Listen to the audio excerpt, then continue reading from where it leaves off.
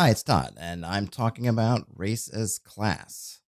So, what is race as class? I think most properly should probably have been called, or should be called, culture as class, because that's really what it is. But it stems from in older versions of the game and in some OSR games that are based upon that.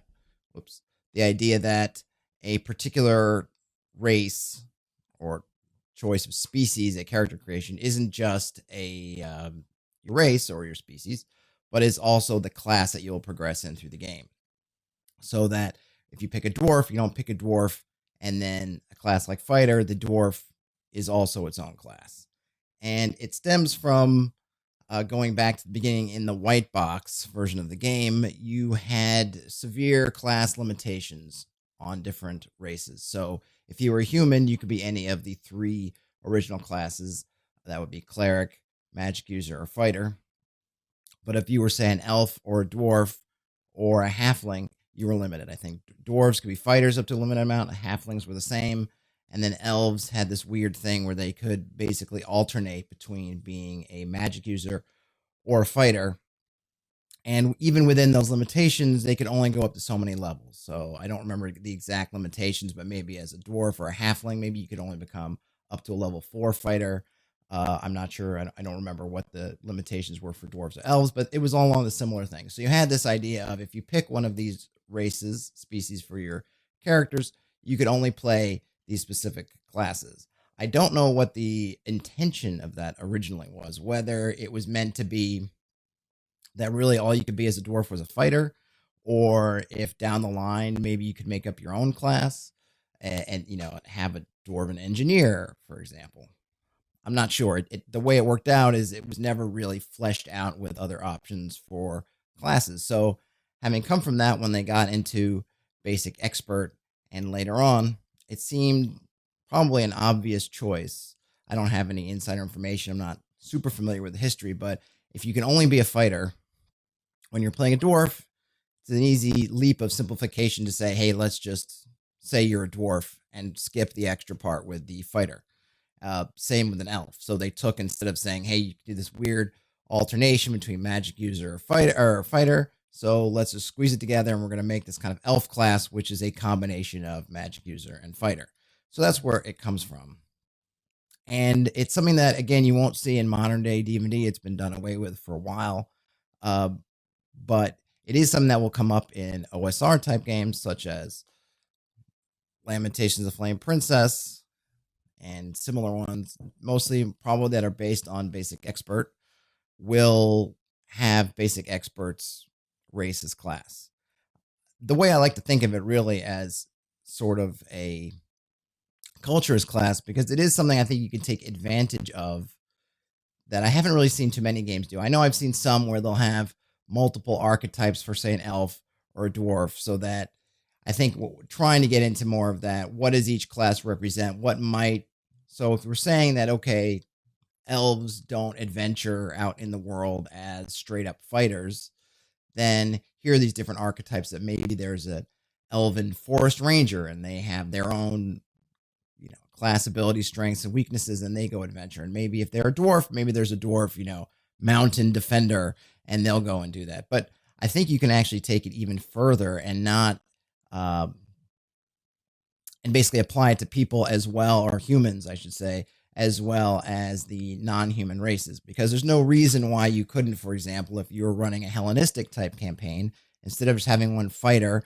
each of the Greek cultures could have their own classes representing their brand of fighters, so that you could have a Spartan versus an Athenian versus a Theban.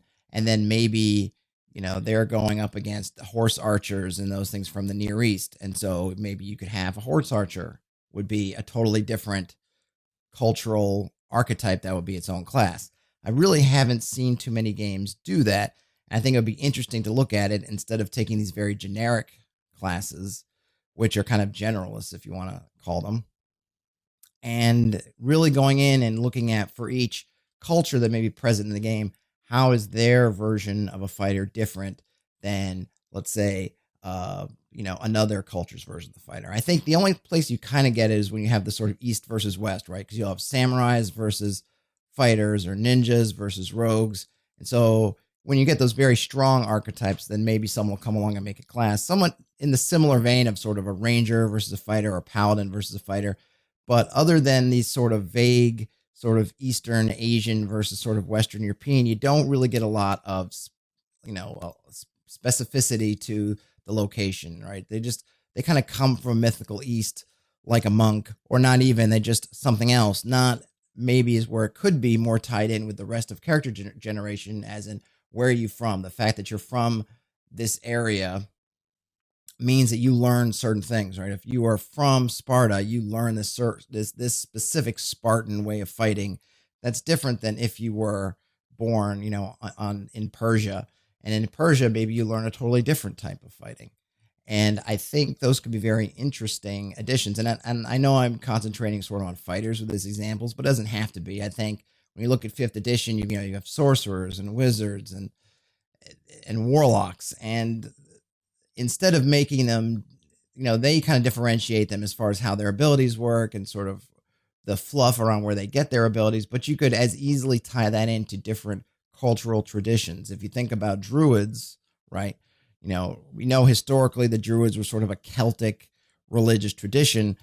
They could do something with that. And you can do that in your campaign world. Obviously, the books don't necessarily have to do that, but it's something that, as a game master, as a referee in your games, you can do is that, hey, the druids are this particular sect of magic that's in this particular area because of these things. And the same for, if you go back to Tolkien, rangers were very specific. They weren't just guys that like to go around in the woods and were good at it. They were, the descendants of the kings and whatever, the people of Arnor that were, on the move because they were, essentially orphaned or defeated by the Witch King of Angmar and all that stuff, right? They were a specific people, just like the Numenorians versus other tribes of men, and even other elves from, the Noldor and the wood elves and other sorts of elves. So I think there's a lot that you can play around with those if it's something that maybe interests you. I think it was an interesting way to look at the game, but I know it became something, but probably by the mid 80s, it seemed a little bit off. I mean, I think AD&D went back to, not having race as class. And it was hard to sort of defend it because when you really start to get the creativity going, well, it's a little hot in here, so I'm sweating. You get the creativity going and you're really thinking about these different races. When you're looking at it from race as class, you're looking at it from a very human-centric position, right? Because humans are sort of the dominant species in the planet, in the world.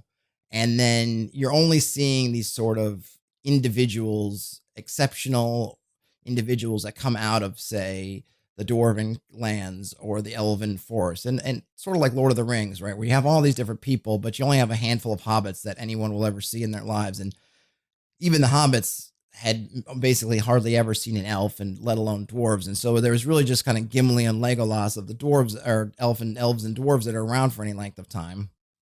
Just a handful of hobbits, and then the rest are men. So in that sense, these archetypes are kind of what you see in the world because they're the only ones that kind of leave their area. But as I think people in gaming and maybe in literature and everything altogether started to look beyond those simple archetypes, it became less and less of an ideal to say, well, there's only one type of elf that goes adventuring, or only one type of dwarf that goes adventuring.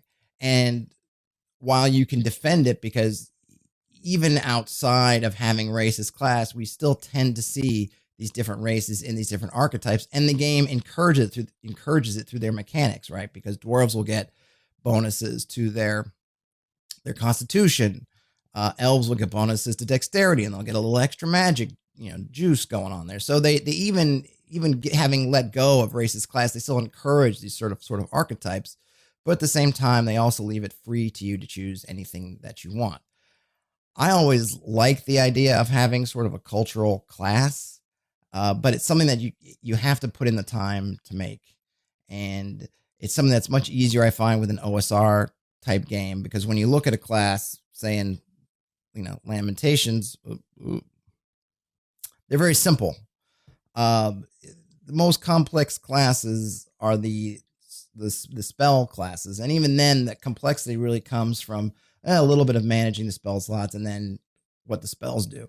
there really is hardly any complexity. So if you're going to add a class, if I want to go in and say I want to add a different kind of fighter type for this particular people in my world, it's extremely easy to do. The numbers are very easy, and the fact that you don't have to balance it level against level for every class means that you can do a lot of interesting choices, have a lot of interesting choices, and then balance it through the XP requirements. So when you look at an elf going as a racist class, it combines, fighting and magic using, and is very powerful, but it levels up very slowly.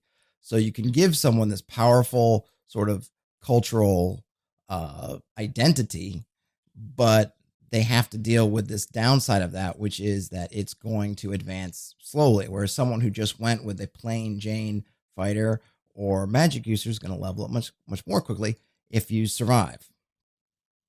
But I appreciate the fact that these games give you that kind of freedom. I just wish that maybe they did more with it back in the day. But of course, as creators, as people who are running our own games, we're welcome to do that now. For example, in my play by post game, I had a new character join, and it gave me the opportunity to introduce some different kind of cultures into my game. So my game started as sort of just a straight kind of unapologetic sort of colonial imperial type game. A new continent was discovered, and then one of the particular countries in sort of this civilized, air quotes, part of the world is the only one that knows how to get there and kind of knows where it is right now. And they send people to basically, get everything they can out of it. Right. And so the players are an adventuring company and they are going there. But as the game developed, it was always my plan to introduce more of the native peoples there and sort of bring them more in.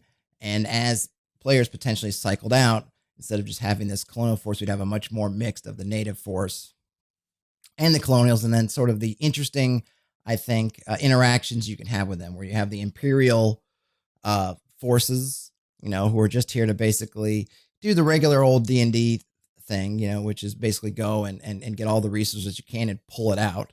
And then you have the peoples who are actually living there and their relationships with these new powers. So I got a new player, and they decided to play one of these new cultures that I had, which is basically a coastal people.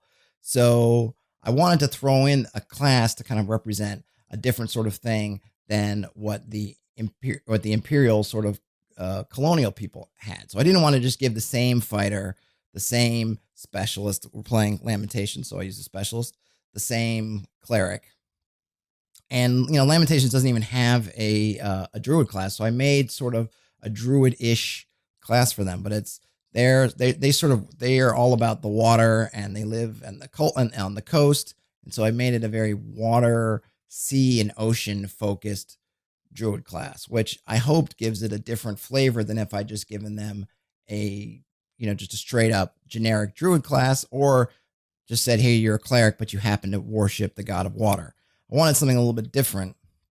And given that it's so simple to make, it was very easy for me to go in and create this new class and really try to give it sort of give it enough differentiation and enough sort of, if not mechanical culture via mechanics, enough so that the mechanics sort of enhance the flavors of the culture, right? When you're dealing with all these water-based spells, and I gave them some kind of things for making sort of kind of potions and tinctures that involved water. And, I tried to make it so that it encourages them to use the things which in my mind were the touchstones of the culture, which is things around the coast and the ocean and water.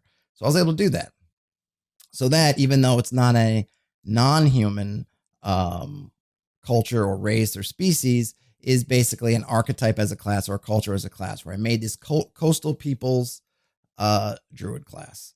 In 5th edition, I think you can do this similar, and it would be interesting to see if somebody kind of took the classes and broke them more down to which of these archetypes exist where. Maybe, if we were playing a Conan type game, you might say, well, Stygia is full of wizards in their laboratories, basically archetypal wizard. But then maybe warlocks are from, another part of that world. I don't remember offhand where that could be, whatever it is, just like maybe you say, well, barbarians are really Sumerian warriors, and maybe from a couple of the other northern Iceland or, sort of Nordic style peoples that they have in that part of the world. And so it's not really a barbarian, which name I hate anyway, but it's this kind of, you play a Sumerian. This is your choice. You can be sort of a Sumerian berserker or, beast warrior, whatever you want to call it. And maybe you have a couple other choices. And so not only does picking your class just give you this list of abilities that it had, but it ties you back into the world, right? Because if you pick playing a Sumerian, beast warrior berserker, that's where you're from. That's who you are. And informs you not just in your class, but also in your identity, which I think is cool. And it's maybe something that I think the game could use more of, things that tie characters to the fiction.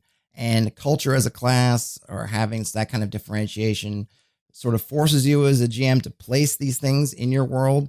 And it also forces, players to sort of pick things. Now, obviously, there's a downside, which is that if you're just doing class as sort of a menu of items for some sort of template you already have in your head, I'm going to take a dip here, I'm going to take a dip there, it doesn't tend to work, right? I'm not a huge fan of that anyway, but that'll be a subject for another video. So it's not going to be for everyone, but I think it's something that, if harnessed properly, can add to the game. And I'm not sure that Races class really started off that way. I think it was more just a simplification of the limits that were already put in place for non-humans. But it's certainly something that I think as a concept still has some value even in today's game. And that's all I have to say on it for now. If you like these videos, please subscribe. It helps me out a lot. If you feel like helping support the channel, I also have a Patreon. I'll link in the show notes. Other than that, I will talk to you later.